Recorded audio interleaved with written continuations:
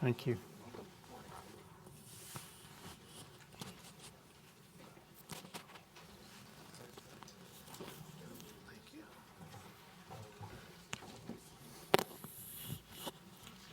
Okay.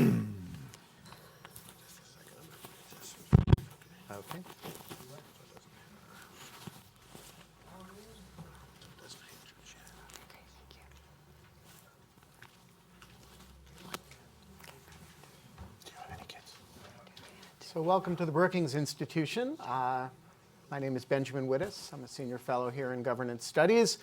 And I am actually not moderating this event, but I wanted to take a couple moments and introduce Fred Hyatt to you. It's not typical that we have non-Brookings people on the stage interviewing Brookings people. So I just thought I'd start by introducing Fred, who is a very moving thing to me that he's here today. Fred is the editorial page editor of the Washington Post, and he and I worked together for 9 or 10 years there, most of which time he was my boss when I was an editorial writer there, and had a huge influence on me just as a writer, as a way of talking in public about issues that are dense and complicated, and that the merits of which are not always clear. And so it's a matter of just a lot of personal, it's personally moving to me that he's here hosting this event and giving his thoughts on this book that Susan and I wrote. And so thank you, Fred, for being here, and I'll just, with that, turn it over to you. Thank you, Ben. Thank you all for coming out on a cold morning, and thank you for inviting me to Brookings. We've missed Ben on the editorial board every day since he left, but I have watched with admiration and not a little bit of awe what he and Susan have built at Lawfare. It's really an incredible thing to have created and sustained, and it's such an important contributor to our national conversation now.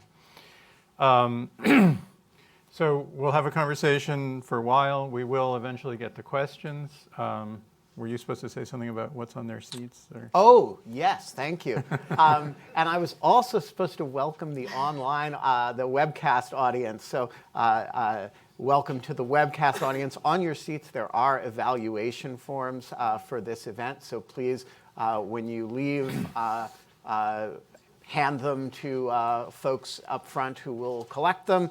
And also, Susan and I will be signing books out there after we are done in here.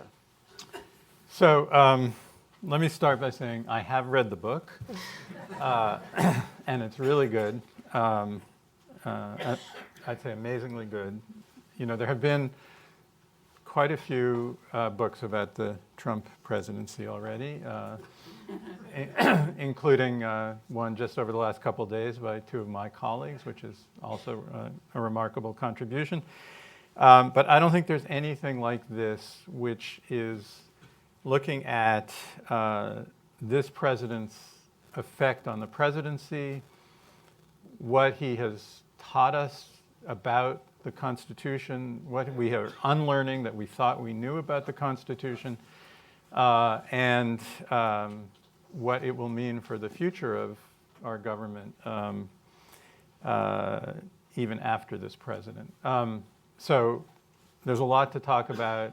We certainly want to talk about what is starting in the Senate today, because it's very relevant to this project, and about the future. But I thought we should start a little bit by talking about what's in the book. And maybe, Susan, you could begin with explaining to us how and why this book came to be. Yeah, so I'd say the origins of this book were a few months before the 2016 presidential election. And a lot of people were asking us about how a hypothetical President Trump would abuse the National Security Agency and the CIA and Guantanamo and detention policy, and sort of these areas that are at the periphery of executive power that we've grappled with through the Bush administration, the Obama administration, and are sort of core to what we do at Lawfare and what we do here at Brookings. And Ben had an unusual and surprising response at the time, which is, oh, it's none of those things. It's DOJ. You don't need to worry about NSA. You don't need to worry about CIA.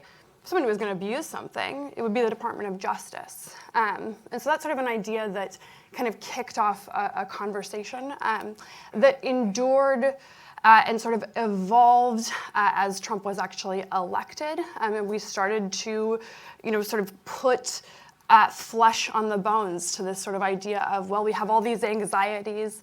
We have all of these traditional anxieties about the presidency. Those don't appear to be sort of manifesting some of the things that people were really, really worried about during the election, right after the election, torture and sort of these various campaign rhetoric. That wasn't happening. Something else was happening that was really alarming and difficult to wrap our minds around, and that's that we're used to having a conversation about the edges of executive power and where the boundaries should be and where they sort of push up against the powers of the judiciary or the powers of Congress.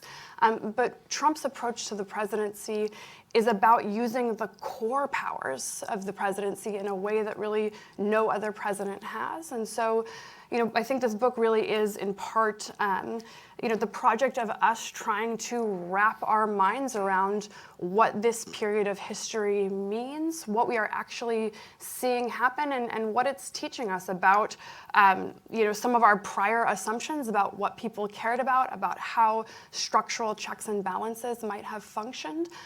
A lot of those haven't worked. And at the same time, a different set of sort of constraints and interesting interactions are happening. And so that really is, this really is the product of I think thinking that has evolved and deepened a lot over the past 2 and 3 years. So Ben, take that phrase core powers, explain what that means. What have we discovered that he can do that people hadn't been worried about? Right. So if you take our debate about executive power, as Susan says, the debate almost all takes place at the margins. So we know the president can do X. We know he can't do Y. So can he do the thing right between X and Y, right? We know he can take the country into a military confrontation in the face of an imminent threat without an act of Congress. So what does imminent mean, right? How imminent does something have to be before he can do that? But there are these things the president can do that nobody questions that the president can do. They are the core powers of the presidency. For example, hiring and firing people. The president actually gets to fire the FBI director. The president actually can fire the attorney general. Nobody doubts this. And the president can pardon people. And most important for Donald Trump, the president can speak. Because the essence of the Trump presidency is about speech, right? It's about shooting from the hip, saying things impulsively, speaking abusively. Nobody doubts that the president can do these things. And if you take the list of powers that Trump has regularly abused, the power to fire people embeds the power to order them around. So it's actually a profoundly important power that's much more important simply than the dismissals that you see. It's all the dismissals that are feared. It's all the dismissals that are threatened. It's an implement of control. And if you take those core powers, those are the abuses of the Trump administration, the Trump presidency, the foundational abuses. And that's why, while there's a lot of litigation, there's a lot of legal challenges, none of them get to the fundamental abuse of the Trump presidency. The fundamental abuse is swearing an oath of office in a totally insincere fashion and using the core powers of the presidency for reasons other than a vision of the public good. And so part of the project was to think hard about what is the vision of the presidency that Donald Trump is putting on the table. And we don't often think of him as putting ideas on the table because he's so scattered in his verbal communications. But when you behave in a certain way over a long period of time, when you've turned the term norm violation into a cliche, it's because you're actually proposing something. And you may not be aware of the theoretical implications of what you're proposing. You may not have theorized it at all. But you are proposing an idea of what the presidency looks like. And our basic hypothesis is that you can see that vision in the use of these core powers of the office. And that vision is for a vision of a presidency that is radically different from the traditional presidency. So let me go back to one of the core powers you said, which was talking, because you said that's what he does. And I guess my question is going to be, well, so what? He talks. I mean, we, in our editorial board meetings, as you can imagine, every day it's kind of a question of what are we not going to write about today? Because we can't do it all. And we often have debates over should we respond to this latest outrageous comment. You may remember early on he said, oh, I'm going to take the license away from NBC or threaten, And some of my colleagues said, well, this is an outrageous assault on freedom of speech and press, and we have to speak up. Others said, well, NBC doesn't have a license. Local stations have licenses, but it's not really in his authority to take them away necessarily. And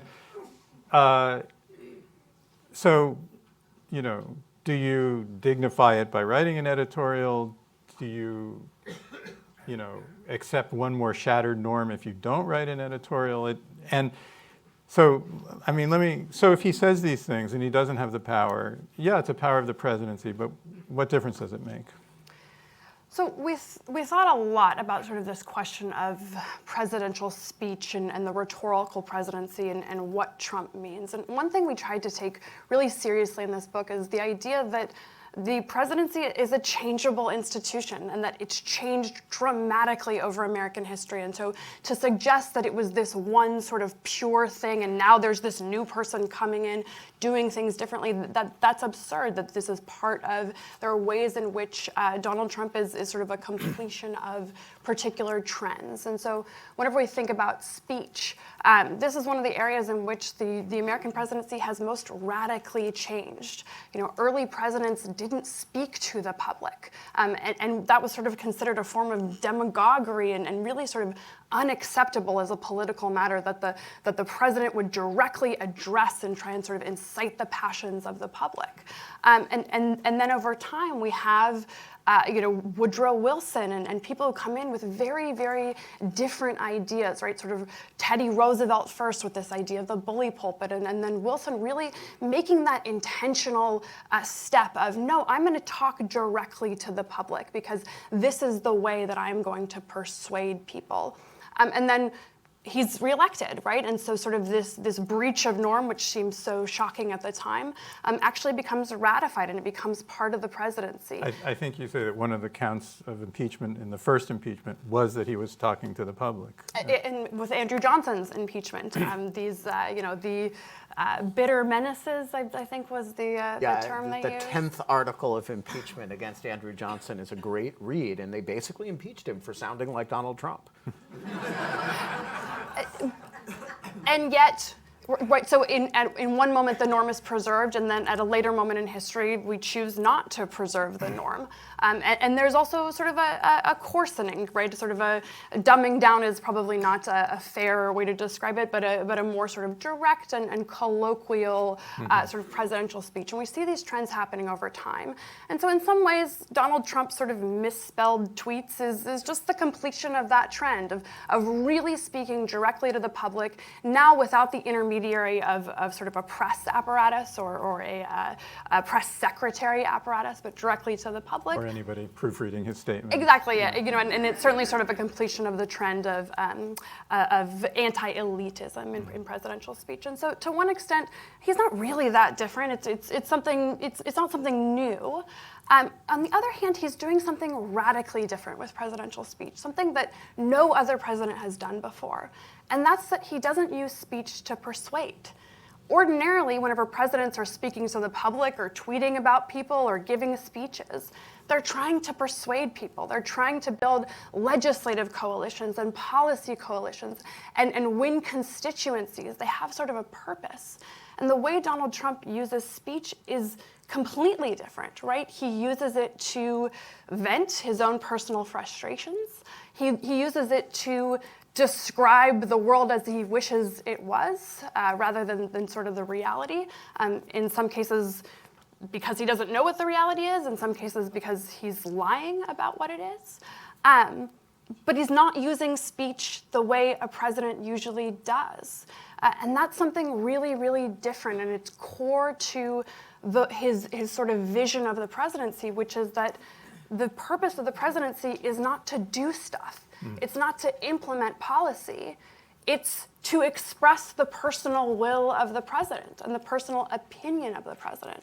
And that has really surprisingly consequential outcomes in the way it interacts with the public and with Congress, with the judiciary, how they sort of accept and respond to presidential statements. And so it's one area in which this really radical disruption of something we didn't even really think of as a presidential power, right? Of course he can speak. That it causes really interesting sort of structural outcomes. Yeah, just to add to that, so there are a couple of other really, I think, important distinctive features of his speech. One relates to Susan's point that the purpose of it is different. And the fundamental purpose of Donald Trump's speech is to keep a narrow minority political coalition in line. And that is a distinctive feature in presidential speech. There's no attempt to use it to unify. There's no attempt to use it to broaden the coalition.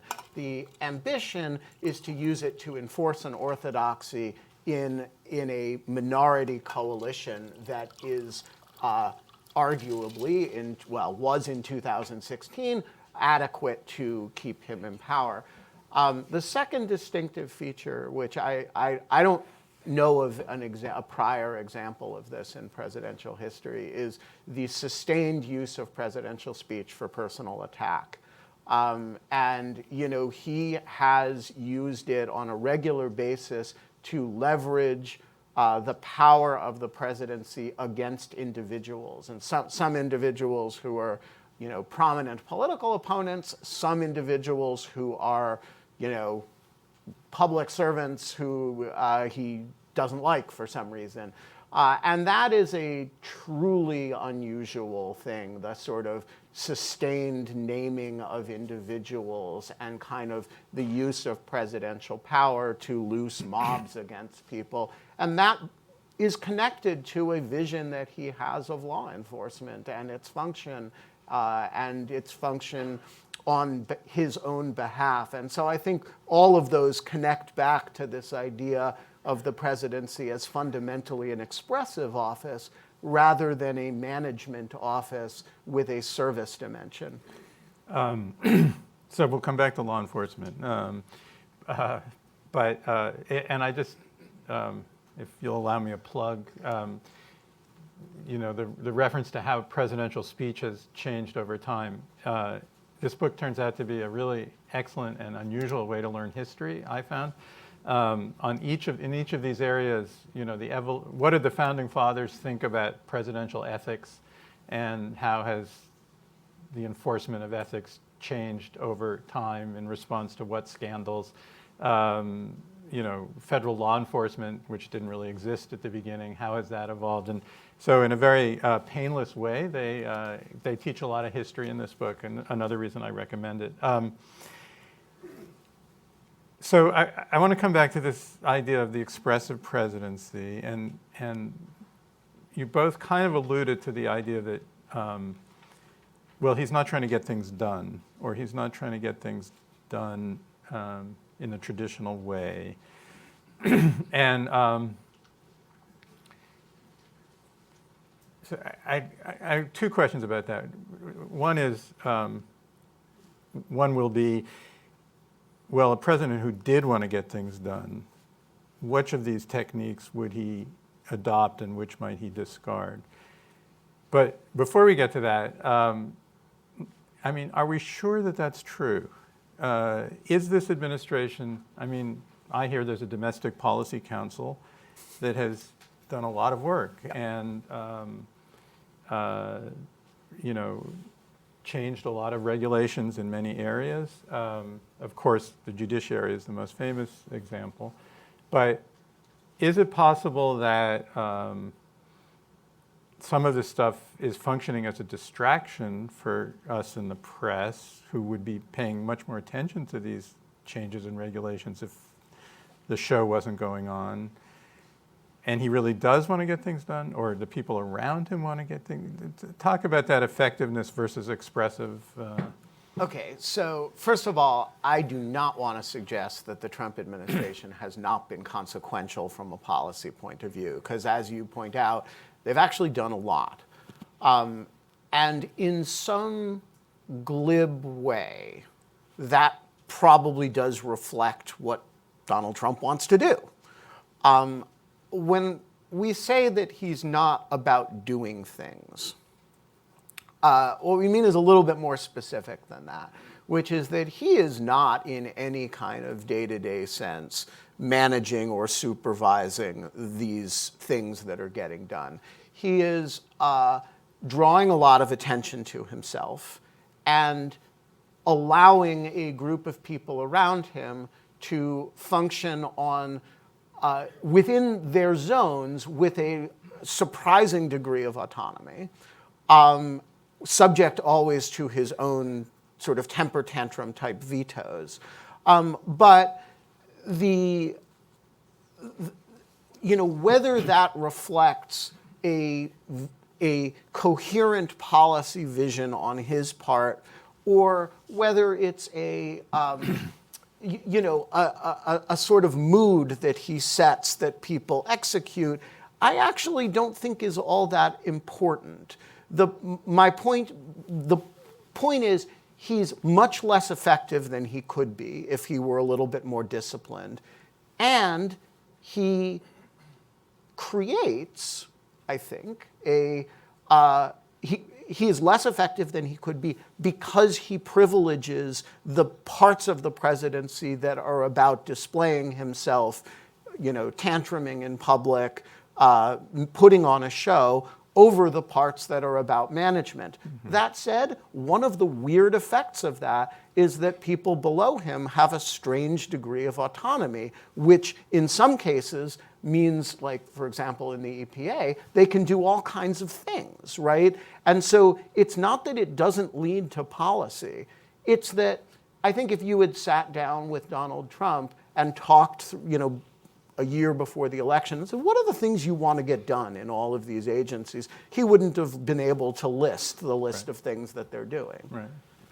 I would offer sort of two examples, both from the first week of Trump's presidency, that I think sort of get to this point. So the first one is the infamous crowd size controversy. The president was very upset at the idea that more people had attended Obama's inauguration than his inauguration. And a National Park Service Twitter account retweeted an image that showed a side-by-side crowd comparison that just made clear that his crowds were in fact smaller than Obama's. And so what the president did, and we now know we know that he did this personally from later reporting, sort of in his first 24 hours as president of the United States, he's screaming at the newly appointed Interior Secretary, telling him to get this picture down and to find other pictures that show that his crowd was bigger. And so this order goes out from the White House, no more tweeting, across the National Park Service and the Interior Department. The president is the head of the executive branch. He's in charge, and their boss is telling them no more tweeting. Now, the National Park Service actually uses Twitter for emergency communication. When a flood happens, or a mudslide, or an emergency route, or a park closure, they use it to communicate with the public. And so you see individuals who work just ordinary jobs, civil servants in the executive branch, saying, what? Really? You care? You don't want us to tweet about emergencies because you care about this sort of crowd-sized picture? And the answer is yes. There's nothing that stops the president from caring about something dumb and silly and petty, and the entire sort of executive branch is structured to serve that interest. And so when the president cares enough to articulate it and give an order, the massive apparatus of the federal government turns itself to executing that policy. Now, the same week, the president issued his travel ban, sort of the original keeping of his campaign pledge. Now, this is one thing that he'd pledged during the campaign. He'd said that total and complete shutdown of all Muslims entering the country. And a lot of people, including myself, said, well, he can't do that. It's sort of like the NBC license, right? Well, you can't do that. There are laws, and DOJ is not going to help you do that, and OLC is not going to sign off on that. And so, be my guest. And Trump's response was, okay, because guess what? I don't have to ask DOJ. I don't have to ask the Department of Defense. I don't have to ask the State Department. I can just do things. And so he issues this order. And in some ways, it's stunning. It shows how immensely powerful he is. He's stripping off sort of these normative process constraints and saying, no, it's just me. It's just what I want the presidency to be. But what ends up happening is the order gets struck down, and it gets struck down again. And so eventually, the travel ban that goes into effect and is upheld by the Supreme Court is much more modest than the first one. It looks much more like what would have happened had the interagency process occurred. But for Trump... Although still harmful to many innocent people. Still harmful, but for Trump, what mattered was the expressive dimension. It didn't matter what actually went into effect. It mattered that he felt like he could say he was doing something, and the actual connection to the ground it is apparently far less important to him. So let's take that as a jumping off point to ask, okay, well, to what extent has the system held? And he said he was going to ban Muslims. He couldn't, so we should feel good about things.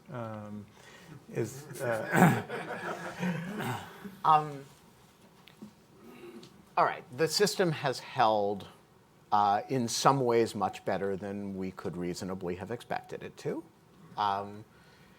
and in some ways much less well. And so this, just speaking personally, the sense in which it is held better is the number of people who have slow-walked orders, just forgotten about things that were supposed to happen. All of these notes removed from the president's desk, or letters to withdraw from treaties, right? People who were going to be fired who aren't. And all of that is the system, the body rejecting the transplanted organ, right? And is the system saying, if the executive branch absolutely forces us to do this, we will do it, but unless you do it in exactly the right way, we will find a way for it not to happen, or to happen in a way that's less damaging than what you're describing. And all of that would be an unqualified good if it weren't for this small matter of democratic government and elections, right? Which is that none of the people who are resisting the president here are elected officials. He actually is an elected official. And the habits of resistance to elected government are very bad and poisonous habits in a democracy. And you can say the immediate effects are, I think, almost all for the good, but the long-term consequences are quite dangerous. So that's the sense in which the system has worked better. And by the way, I don't mean to criticize the officials who've done this. There are a lot of heroes in the State Department, in the FBI, in the Justice Department. Most of them we'll never hear about. The sense in which it is held up worse. If you had told me 3 years ago that the senior leadership of the Justice Department would be as bad as it has been, and I was the person who wrote the piece that Susan's describing that touched this off, which said, hey, the vulnerable spot is the Justice Department. I was the person who warned about that. I never anticipated that it would be as bad as it has been. And I think give one example of. Well, the most florid example is the Attorney General announcing a conspiracy theory. This is Bill Barr announcing a conspiracy theory that comports with the president's political preferences, says he's has evidence of spying on the Trump campaign, will not produce any of it, will not discuss any of it, launches a investigation of it, apparently without an obvious predicate, and then publicly contradicts the Inspector General, who concludes the opposite. That should be an unthinkable sequence of events. And it's not remotely as big a scandal as it ought to be. And so, if as the person who warned about the Justice Department being the weak spot, it has been at the senior leadership levels weaker than I expected it to be. So there is, whenever you're writing a book like this that is sort of happening in real time, there's always this tension of kind of trying to keep the book open to the end. And so we kept going back and rereading things that we'd written to make very small sort of updates, and the updates get smaller and smaller. And one of the last, I think for me, sort of most terrifying edits that we made in the book was at the end of this chapter on sort of the Justice Department and law enforcement independence. We'd said, look, in important ways it's held, right? We haven't seen X, Y, and Z happen. And we had a line that said something to the effect of, we haven't seen the Justice Department. We've seen the president tell his attorney general to investigate Hillary Clinton, right? Hideous abuse, sort of unacceptable, unimaginable that a president would do this, but Jeff Sessions kind of ignores him. He doesn't do it. And then we wrote, we haven't seen the Justice Department actually prosecute the president's political opponents. And we had to edit that sentence because the Justice Department appears to have attempted to secure prosecution against the former deputy director of the FBI in circumstances in which certainly the public facts wouldn't have supported that, and it appears as though a grand jury actually declined to indict, although we don't actually know what happened. Andrew McCabe. And so we had to add in like a little caveat of mostly or, by and large hasn't. And the idea that a statement like that, something that should just be a sort of gospel truth in a democratic society that the Justice Department is not going after the president's political opponents for political purposes, that we had to start to caveat that. I do think is a sort of dramatic illustration of how even people who were really skeptical of this president sort of didn't imagine the extent to which we would get into what feels like really perilous waters. Mm-hmm. I wonder if almost equal collapse to what you're talking about is not the leadership of the Republican Party and what impact that has. Yeah, so the focus of the book, of course, is on the president and the presidency, but you're quite right that one of the things that conditions the behavior of the presidency is ultimately the fear of impeachment, and that's the thing that actually backstops a lot of what we call norms, which are actually our baseline expectations of presidential behavior. And if you take that fear away, because the leadership of your own political party can guarantee an unsuccessful impeachment and gives up its institutional role on behalf of its partisan role, you actually destroy the entire deterrent effect with respect to behavior that the separation of powers is supposed to engender, and that is what's happened here. We are not, political scientists who have endeavored to sort of study the way the party system has overtaken the separation of powers system, but I do think that is a significant part of the story. Yeah, and one thing we identify is, this is a ingenious, magnificent system of government, sort of 2 centuries of almost a miracle that sort of the Constitution constructs. There are a few areas in which the founders just got it wrong. The assumptions they made whenever they were writing this document were just incorrect. And that's that they don't foresee the rise of factions and political parties overtaking the structural separation. And 2, they believe the Electoral College is going to keep a demagogue out of the White House. They understand the risks that are inherent in this astonishingly empowered executive that they're creating. They talk about it. There's a whole anti-federalist movement that's telling them, you people are crazy. Do you know what a bad person could do with these powers? What if he lied? What if he didn't care about his oath of office? You're gonna have an elective king. This was sort of core to the founding. But they decide that this is a risk worth taking because they want an energetic executive, an executive that can do things, that's nimble and responsive and democratically accountable. And the place in which that breaks down is when the Electoral College actually ends up producing the contrary results. They were concerned about the general population electing a populist demagogue, and then they thought the Electoral College would fix it. But what happened here is the general population got it right. The general population, including many Republicans, rejected this vision of the presidency, rejected this person.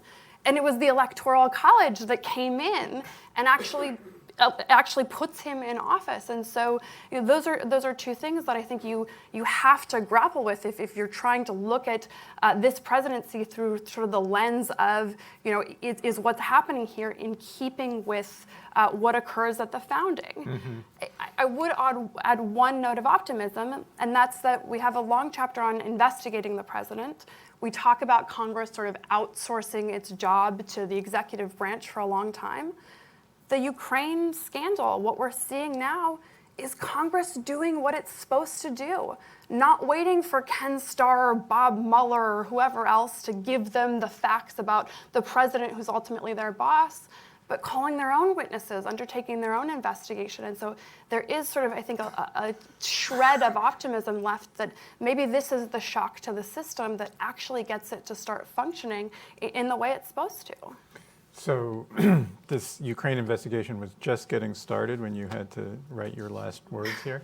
But you got a pretty prescient postscript in, but okay, we have impeachment. And then, by prediction, acquittal, although we don't know for sure. If it comes out that way, do we have the deterrence you talked about, or do we have the, what's the effect? Yes.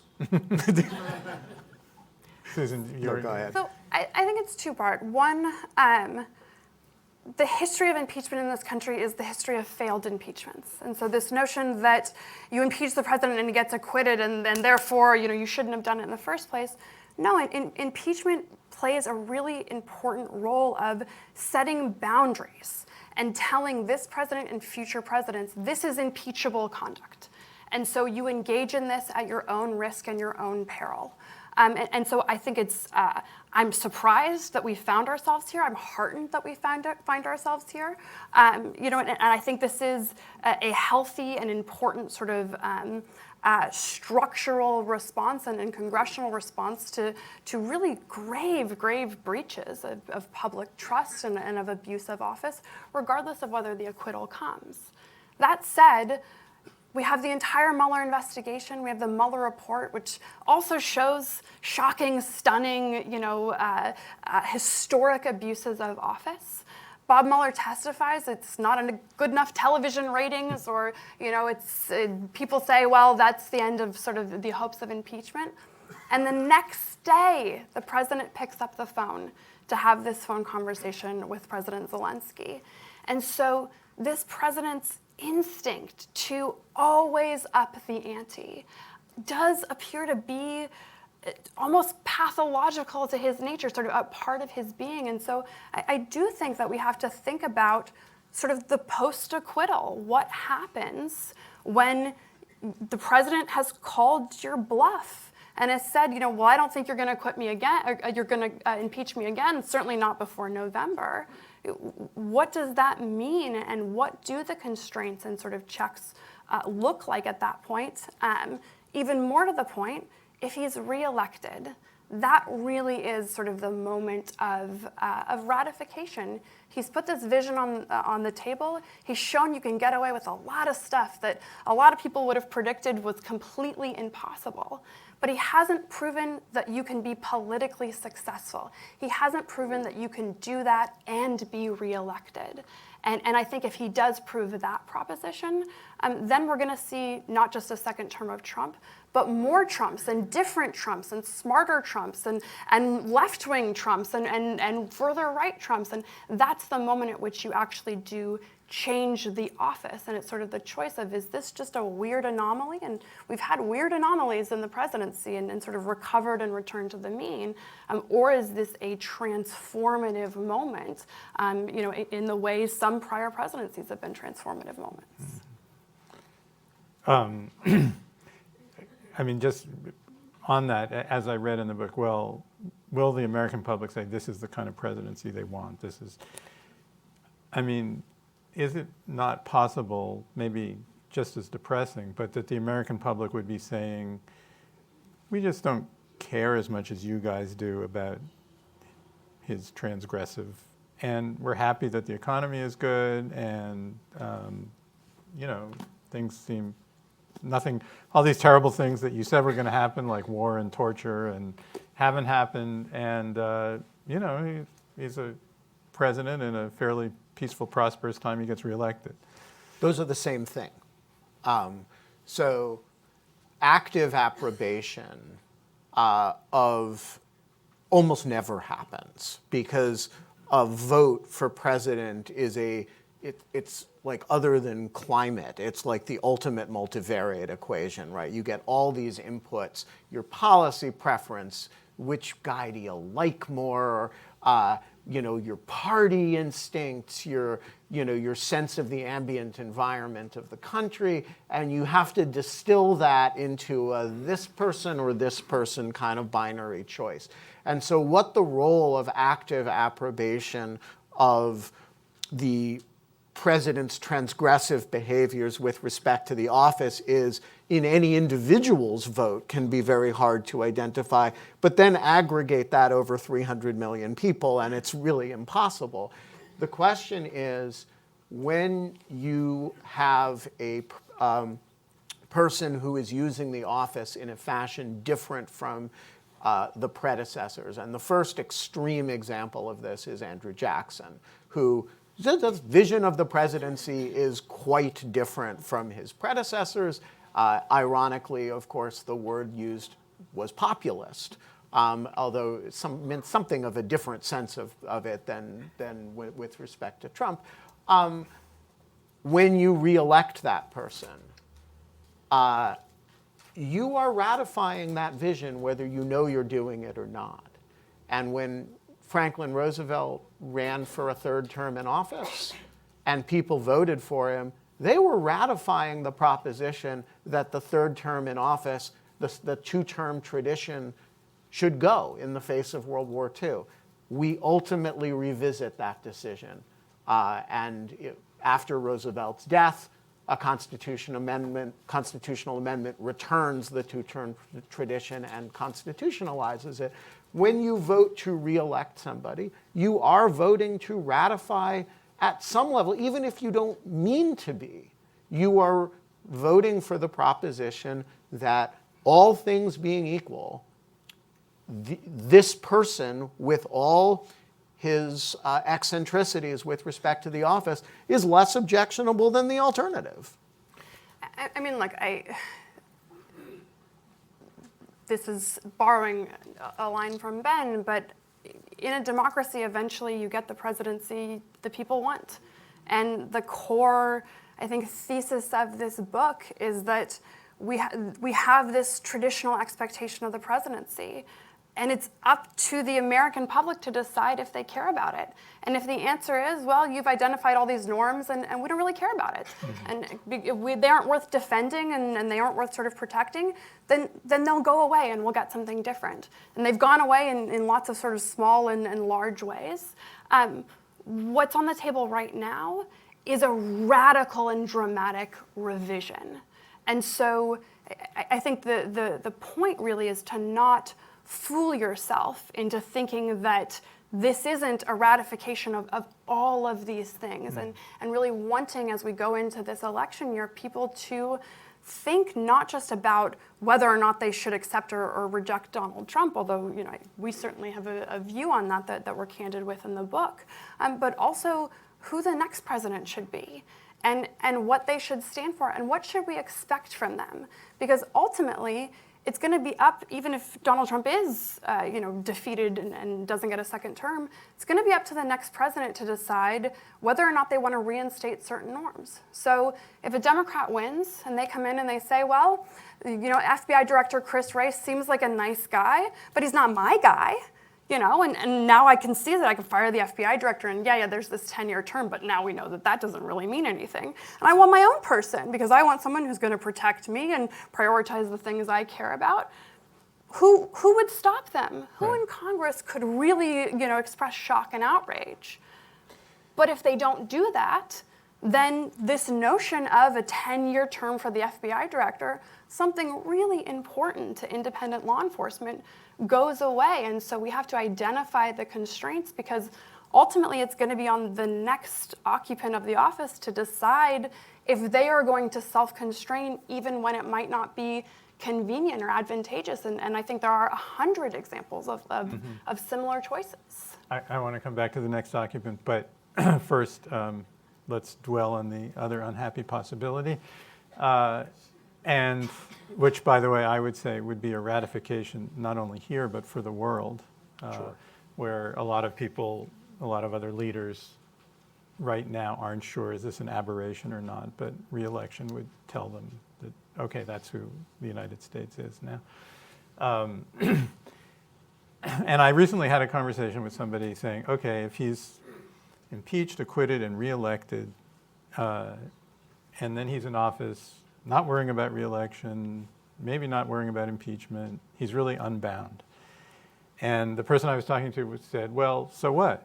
If he doesn't really believe in anything particularly, what would he do with that? Or how would it be more dangerous than a first term? Or what? So Trump is a liar, and he lies a lot. But then we have a whole chapter about the lies. But there is a subject about which he is actually incapable of dishonesty. Even when he tries to lie about it, the reality just comes through because he's actually incapable of being dishonest about his own emotional state. He's completely emotionally transparent, which is why when he's upset because there's an impeachment trial going on, when he says, tweets, "I'm not upset about an impeachment trial because it's ridiculous, it's a witch hunt," everybody knows what that means, right? Because he's actually quite emotionally transparent. One thing he is always honest about is his vision of law enforcement. And he has, said very clearly that he believes that law enforcement is there to go after his political enemies and to protect him and his friends. And he will say that very candidly. We quote in the book a remarkable interview that he gave to a radio station about how upset he is that the Justice Department isn't doing more to go after Hillary Clinton and isn't protecting him, and how much he admires attorneys general who have protected their presidents. I think you can imagine, if he were reelected, that the core thing that would be unrestrained is that idea of what the coercive powers of the government are for. And right now, there are certain limitations, and the big ones have just been people's refusal to do what he asks or what he says. But another one has been this kind of sense of caution, right? That there's some inhibition about allowing this vision to overtake us. And I think once you ratify that vision and you say there is no difference between Donald Trump and Barack Obama or George W. Bush or Bill Clinton or George H.W. Bush, and that there's no difference and it is acceptable for a president to loose the coercive powers on behalf of his own vindictive self-interest through impeachment, whether it's foreign law enforcement in the form of the Ukraine stuff or domestic law enforcement in terms of the John Durham investigation or what he wants to do locally. I don't see why that would not be much worse in a second term. You don't think, is the Justice Department and U.S. attorneys' offices around the country, are they not staffed with professionals who would continue to resist, or would the professionals give up, or how would that? All of the above. They are staffed with professionals who would continue to, would insist on predication and for investigations, and you wear those people down over time, and you recruit people, you hire people who are a little bit less likely to behave that way. You're not going to destroy a proud, serious, professional institutional culture overnight. But guess what? It isn't overnight. It's been 3 years already. And it's been 3 years of a certain degree of demonstration project in that regard. And now you're talking about a ratification of that and another 40 years of it. And eventually, institutional cultures are fragile. Do I know how many days of how energetic assault on it takes before it in fact collapses and behaves badly? No, I don't know. Do I think the second term is a very dangerous proposition in that regard? Yeah. And the sort of famous Jackson quote of the most dangerous power is the prosecutor's ability to choose, not the crimes that need to be prosecuted, but the person that needs to be prosecuted. And that, we have expansive federal criminal law, and the standards of predication are very, very low. And so what I worry is that for career civil servants who aren't bad people and are trying to sort of uphold their individual oaths, when you take the individual view and you have something before before you and you tell yourself, well, there's a predicate, I guess, right, in a technical sense, and you're following all of the formal rules, and it's going through a structure and a system that looks just like the system before. It's the same people and the same offices and the same sign-off procedure, that it doesn't feel all that different. And so you don't realize that what's happening is sort of a process of rot, of institutional rot, of constitutional rot, in which the institutional frame remains and it looks the same, but the core purpose is no longer a legitimate one. And I think that's a scary path to go down. I'm surprised, frankly, that we haven't seen more resistance within DOJ, not sort of in the hashtag resistance sense of the word, but in principled resignations. There's been a lot of resignations, but they mostly take the form of quiet departures to the private sector, of people avoiding eye contact in hallways, and so. I think that is sort of a question of people thinking, well, we can just wait it out. I think the message to those types of people are you can't wait it out. And so either you're prepared to go along with the program here or sort of find something else to do. And so I worry that what we'll see is just sort of a hastening of a process that appears to be already underway. Mm-hmm. Well, I feel good now. Go back to the 10-year FBI thing for a second. If and when we do get a different president, are there things that you came away feeling could be fixed, not just by having a president of goodwill, but along the lines of a constitutional amendment to limit the president to 2 terms? Has this experience of the last 3.5 years exposed things which have a legal remedy, or? Yeah, I think it's multi-part. So the first thing, right? So the necessary but not sufficient condition is for the president. It's for Trump not to win a second term. Once you have a new president in office, you have to have a president who cares about the institution of a presidency and wants to restore some of these norms, even when it's inconvenient. And if that means keeping an FBI director that maybe isn't the person they would have chosen, but they want to respect this norm. If it means, hey, if I was counseling a president, man, those press briefings are a pain. And it turns out you can get away with just not doing them.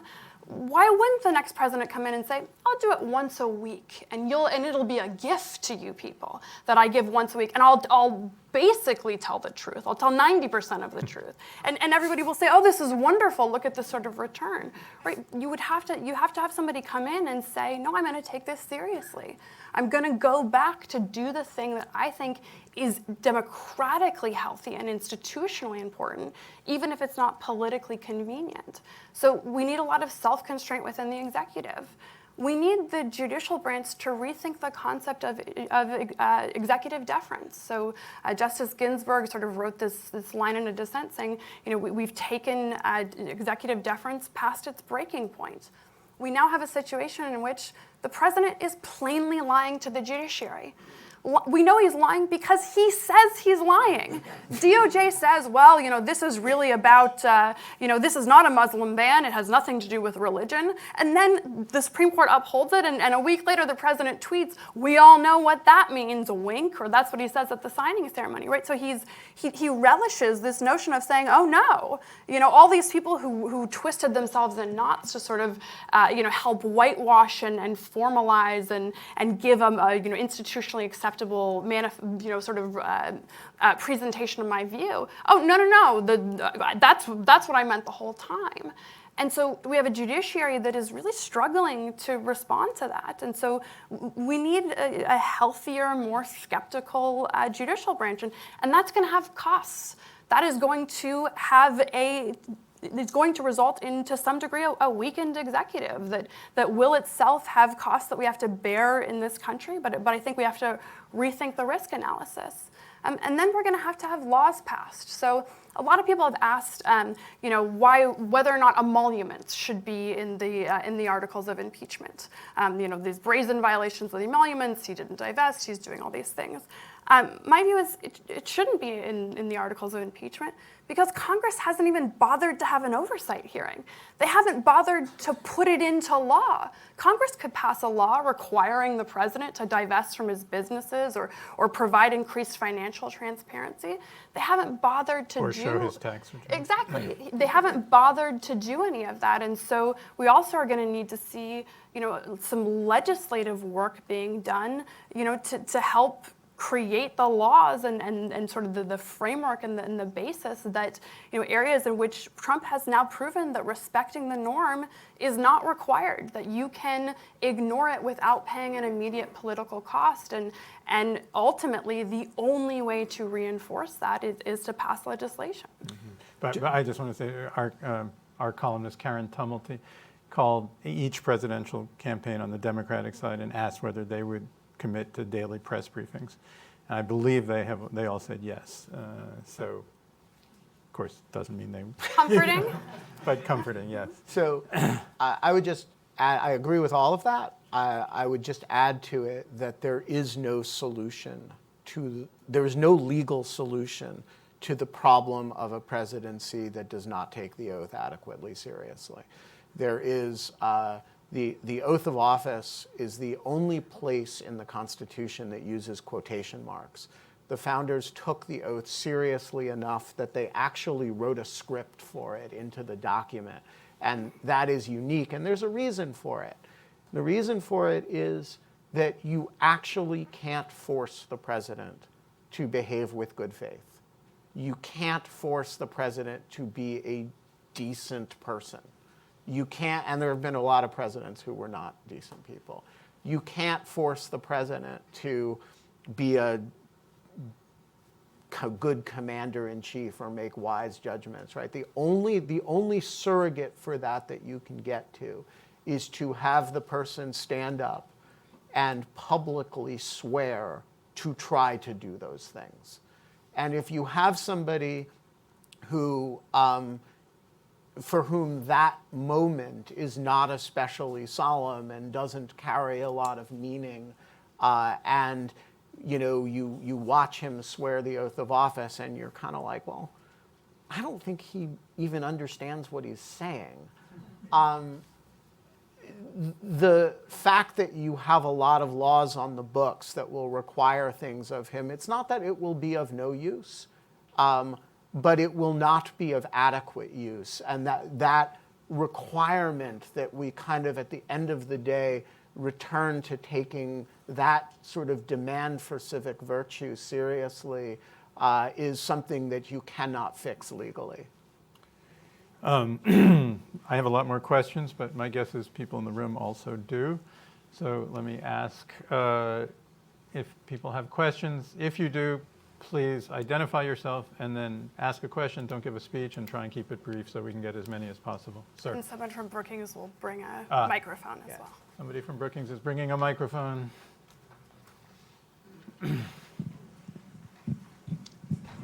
Thanks very much, I think. I'm Garrett Mitchell. I write the Mitchell Report, and I'm a frequent flyer on Lawfare, for which I thank you. I'm interested in this notion of, I was thinking about the quote of Jack Goldsmith's, which you have in your book, which I won't bother to read, but if someone there wants to read it, that's fine. And in which he points to prior presidents from Jackson to the present day, and how each of those was a low. I'm curious to know whether you, as you wrote this book, Unmaking the Presidency, whether it occurred to you that this is possibly volume one of a series, the volume two of which would be Unmaking the Democracy, which is another way of asking whether this is a transformational presidency or something beyond that. I think we don't know the answer to that. I mean, other than to say that we have no plans for a sequel, Unmaking the Congress, Unmaking the Judiciary, or Unmaking the Democracy. We have had highly aberrational presidents before. The most extreme example of that is probably Andrew Johnson, but there are others. And often, they are not transformational, they're aberrational, and we find ways to get rid of them or to move on after them. And the Republic retains a memory of them in a kind of sotto voce, there was that awful period with, President so-and-so. And I think it is possible that that will be what the Trump presidency is. It won't be sotto voce because he's so loud that he makes everybody else loud too. But I do think that's a possibility. And you could imagine the premise of the Joe Biden campaign is return to normalcy. He doesn't use that particular phraseology, but that's the whole premise, right? I'm the regular order. And you could imagine that being the outcome. On the other hand, I think you could imagine quite the opposite, that the lesson that people take away from this, particularly after a re-election, is that this stuff works, and that Trump uses a little bit too much of it. He undermines himself in a lot of ways, but at the end of the day, the expressive presidency is a reflection of the fact that people want to be entertained, and they want the president to entertain them. And I can do that. And I think that is a distinct possibility, and that is transformational. And so I think the verdict is yet out on it, and it comes back to this question of ratification. It comes back to the question of, is it okay with us that the presidency functioned the way it has functioned the last 3 years? So we're seeing sort of a really interesting real-time experiment going on, and that's that our founders made very deliberate choices in crafting our executive, choices that seemed completely nuts to other countries. You want your president to be in charge of your Justice Department? Do you not see the issue, right? Other countries don't do that. We are seeing the British system undergoing profound pressure and stress, and a parliamentary system, right? We're seeing how these types of stresses play out in that context. We're seeing the Israeli system go through a president attempting to, get immunity for himself. We're seeing a different set of electoral responses there. And we're seeing how the American system holds up. And so, I think that one lesson that we'll be able to take when we get beyond whatever this period of history is a little bit more of proof of concept. And we've had sort of these dueling ideas, and we've talked a lot about the attractiveness and the obvious rightness of the American model. And this precise sort of manifestation of this type of person in office in this particular moment in history, it certainly highlights all the perils that people warned about. And so I do think that we are going to have an interesting sort of body of evidence at the end of this about, what is the best way to structure a democracy to go through really, really turbulent periods.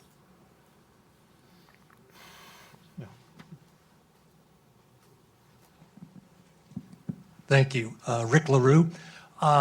A question about if he is characterize it will then sort of conflict with or confront the permanent campaign, and that attention shifting fairly quickly to the 2024 election after he's reelected. How do you see that exacerbating the risks of his second term, confronting them, or some other variation? What's a lame duck Trump look like?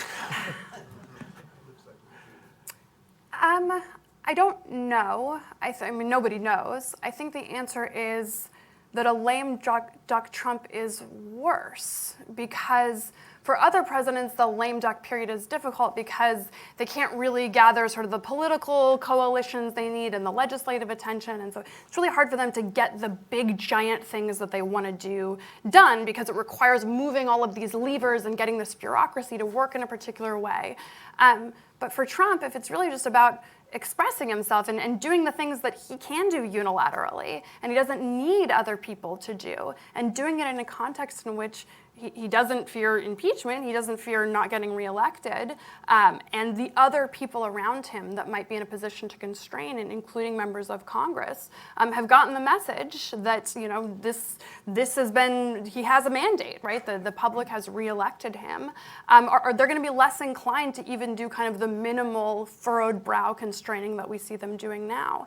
And so I do think that's a time in which there are real the risks are heightened. And so I think you can think of, sort of those final hours in office in which lots and lots of presidents have done things like abuse the pardon power, but they wait till the very end because they're ashamed.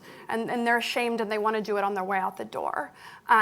Trump doesn't experience that sort of form of shame. And so that bad behavior that we all sort of know that a lot of presidents do at the very, very end, imagine that being stretched over a period of multiple years in which the president does stuff and he can do it. It's within the executive power and no one can stop him. He doesn't have the sort of the concern about his legacy or wanting to appear a particular way. And you could imagine pardons and self-enrichment, and there are 1,000 different manifestations of that. And I don't know that you point to any one as the death of the republic and this is the thing, but the cumulative effect is profoundly corrosive. Do you think we should take seriously this idea that he will take the idea of a family business and extend it to his successor, or try to? In the sense of wanting his children to be? I mean, I think you have to take that seriously. It's not because it's a certainty that he would want to do that, but because it's a possibility. It's not like it's something that's wholly without precedent, given the Bushes and the Clintons. We have a dynastic tradition for a anti-dynastic society. We actually do have a modern dynastic tradition, and the cult following that he has built up around the name Trump, as well as his involvement of Ivanka Trump and the role that Donald Trump Jr. has played as a kind of political enforcer in conservative circles, I think does raise the question of whether there would be an attempt in that regard and how it would affect particularly Republican politics. Okay, there's 3 in this row here. Let's start with the gentleman on the end and work toward the center. Well,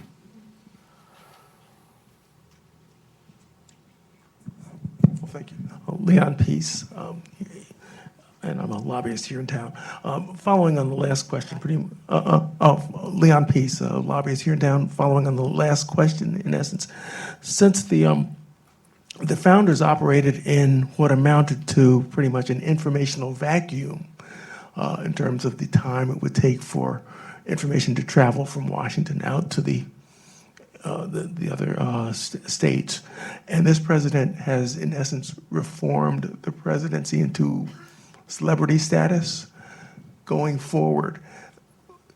Isn't it possible that in order to be considered a serious candidate, one would have to have a celebrity imprimatur before even considering running? Yeah, so I think this is a very profound question, and as the question reflects, one of the real limits on executive power at the founding, and I think one of the reasons that the American presidency scared Alexander Hamilton less than it scares people who watch Donald Trump, is not simply that Hamilton couldn't imagine Donald Trump. He actually did. He imagines, he's terrified of demagoguery. One of the reasons is that communications was bad. And so, if you want to be to sit in Washington or Philadelphia or New York and run a giant country, it takes days for information to get from place to place, days for it to get back. You know, the direct lines of communication through which you manage the executive branch, the geography simply required a certain dispersal of the authority, to the point that, you know, when the president would send off treaty negotiators to Ghent, for example, to end the War of 1812, it was completely hostage to whatever they came up with. You know, you couldn't just get on the phone and tell them what to do. They would come back with the treaty that they'd negotiated, right? In this environment, so this information environment is a two-way street. On the one hand, there is the public communications. There is also this ability to reach down into agencies and be exactly as abusive as you want to be. And all of that can happen in real time. And that's been true for a while. And, you know, it was a feature of Watergate, too, the degree to which the president sort of got involved in, you know, in stuff well down in the bureaucracy. But I do think celebrity plays a role in it. Trump wants to be seen. He's not actually that interested in management, but he wants to be seen managing things. And so he manages things on Twitter, right? He issues orders while walking to a helicopter so that it's kind of on film. And I do think the question of whether we imbibe that kind of vision of the exercise of power, right, is a real question about what our expectations of the presidency come to be. And look, there's another side of that as well, which is the press also has these means of communication. They also have, you know, access, and sort of the celebrity feature also brings with it a relentlessness of coverage in all aspects of life. And so we've seen all the features that Ben describes. We've also seen Fred's colleagues on the news gathering side sort of, I think, very much rise to meet the moment. And so whether or not that ends up becoming more and more empowering or more constraining, we'll see that play out over time, but there are certainly two dimensions to it. I'm Harlan Ullman, and I describe myself as a radical centrist, and you'll understand why in a moment. I think your arguments about Donald Trump are unarguable. I would just say you're understating the problems. But having said that, a lot of what you're saying is not new. Nixon had his enemies list, Clinton's pardons, many of which were disreputable. Bill Sessions, as I recall, was fired early or forced to resign as FBI director. It seems to me that there's another villain in the piece. It's called the Democratic Party. The Democrats have got to find somebody who's electable. They may have come up with George McGovern and Mike Dukakis in the past. I don't think that Hillary Clinton was able, obviously, to win. And I take a look at the current list of contenders on the Democratic side, and I would argue right now Donald Trump is likely to be the winner if a vote were taken today. Now, there's a long time off between now and November. So how do you rate the Democratic Party in not coming up with a successful alternative? Because if Trump can run against virtually nobody who's going to win, you know who's going to be president, and his view of having 40 or 42% of the population is enough for him to win the Electoral College. So what do the Democrats do about this? So I think you're assuming the answer to your own question, which is that if you define nobody as capable of defeating him, then you can ask yourself all day about the failure to produce somebody who's capable of defeating him. I would just remind you that 4 years ago it was unthinkable that he could win. And so our sense of what is electable is a pretty flawed vehicle, and I don't purport to know, actually, whether any of the current Democrats are likely to beat him. I'm not a political analyst.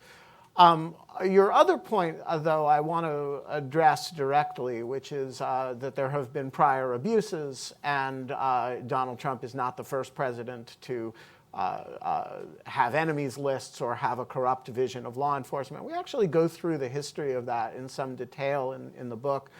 I will say none of those other presidents did it in public.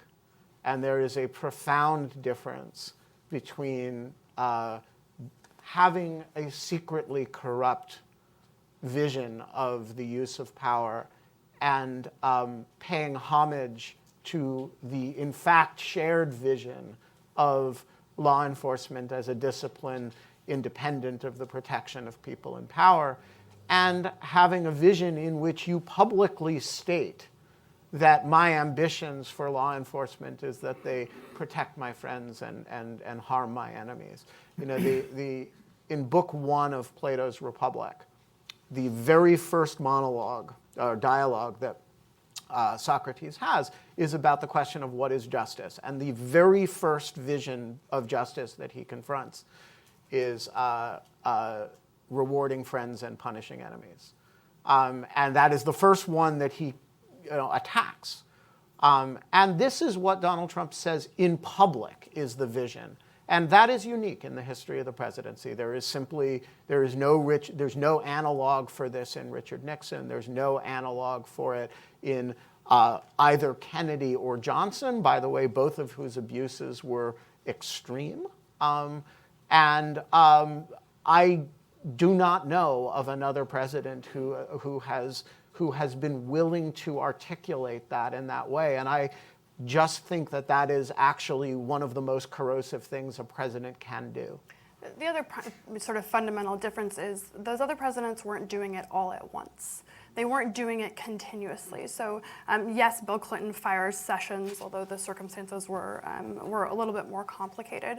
He then appoints Louis Freeh, who he hates, who comes to the White House and draws the president's blood from his body, and he doesn't fire him. We see Lyndon Johnson secretly doesn't really divest from his business, and he's actually making money. But he's just doing that. He's not also engaging in abuses of foreign policy power. He's not also hiring his family members to also play these dual roles. It's not all happening along every front at exactly the same time. And our system is actually pretty well designed to contain and respond to specific abuses. What our system, both media and also sort of as a governance matter, appears really ill-equipped to respond to is this sort of overload of trying to fight it on every single front at all times. And I really think that's the area in which Trump is really quite different than really any president we've seen before. Yes.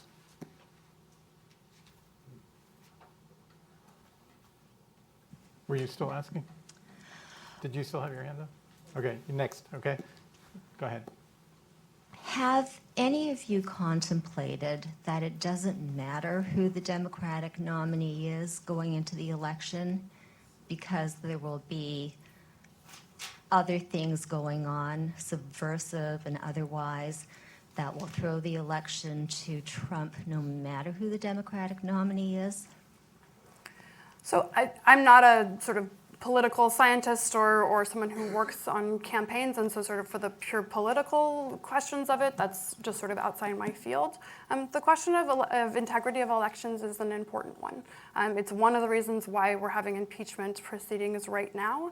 That's something that people should be focused on and care about and be vigilant about. And one thing that continues to astonish me about where we are sort of with the current impeachment and sort of these efforts to get Ukraine to become opposition researchers is how close they came to getting away with it.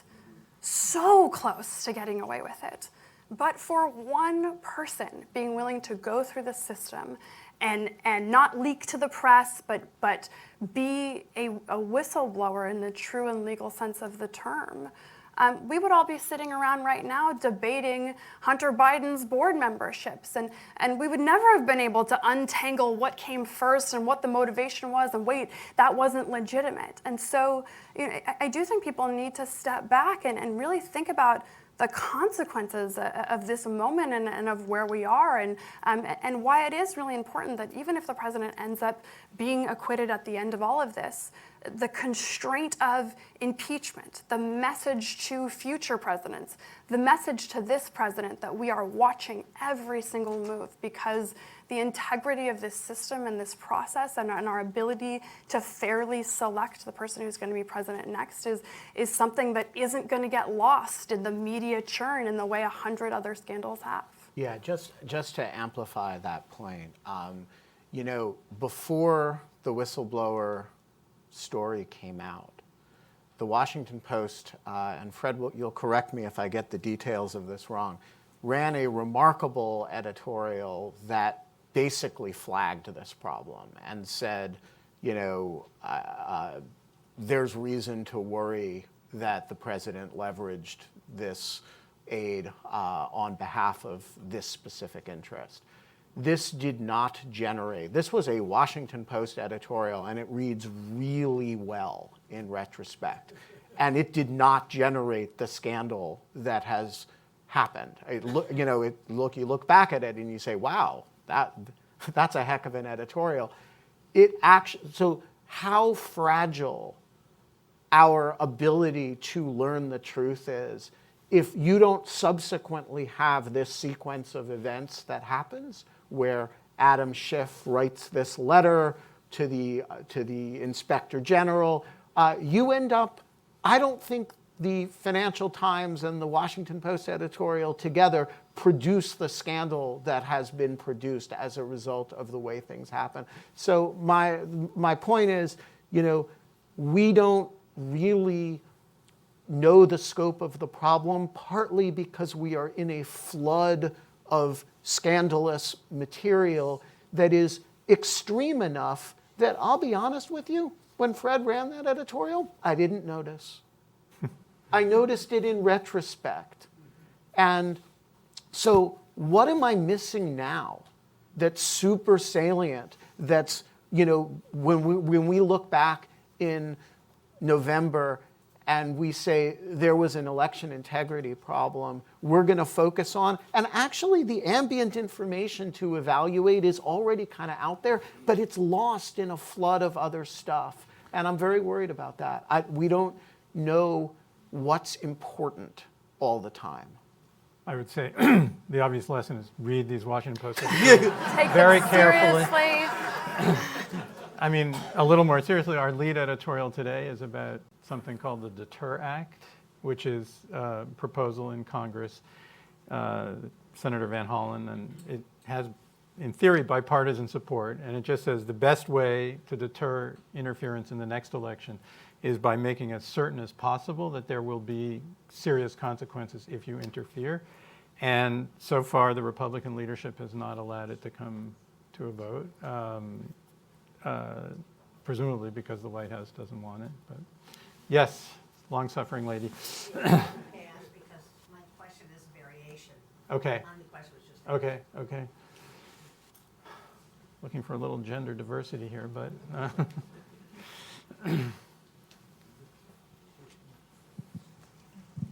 Thank you very much. Larry Checco, blogger and concerned citizen. I think to Ben's point, last week it was illuminated on Jeopardy what a lot of the problem is. They had a question about Adam Schiff. They had a photo of him. 3 Jeopardy contestants could not identify Adam Schiff. Margaret Sullivan wrote about it in her column yesterday. When it happened instantaneously, I said to my wife, here lies the problem. People, here we are. How many? 100, 200 people in this room? Outside of Washington, you wouldn't get 5 people at an event like this. So at any rate, it's not a question, it was a comment. I'm sorry for that. But it kind of illuminated for me what the real problem is. Well, I just want to say, outside of Washington, people should read this book. Yeah. Okay. I suggest that Wait for the microphone, sir. Yeah. I'm Dr. Edward Fine. I'm Associate Professor of Neurology at the University of Buffalo, in the School of Medicine. One of the things that would prevent another president from succeeding as this scoundrel would be to change the oath of office. honestly, at the end of the oath, it says, "to the best of my ability." He has no ability. So he might be unimpeachable according to the oath of office. So I would suggest, and then what do you think about this? The oath would include these points: avoidance of emoluments to ensure transparency, including all financial dealings prior to the office, maintenance of the traditions of the office, being prudent with the allowances of managing the costs of the presidency. That would be one, just simple. Remember, Barack took 12 trips in 8 years. The cost to go down to Mar-a-Lago is about between $3.8 and $4.1 million. Okay. And that's it. Thank you.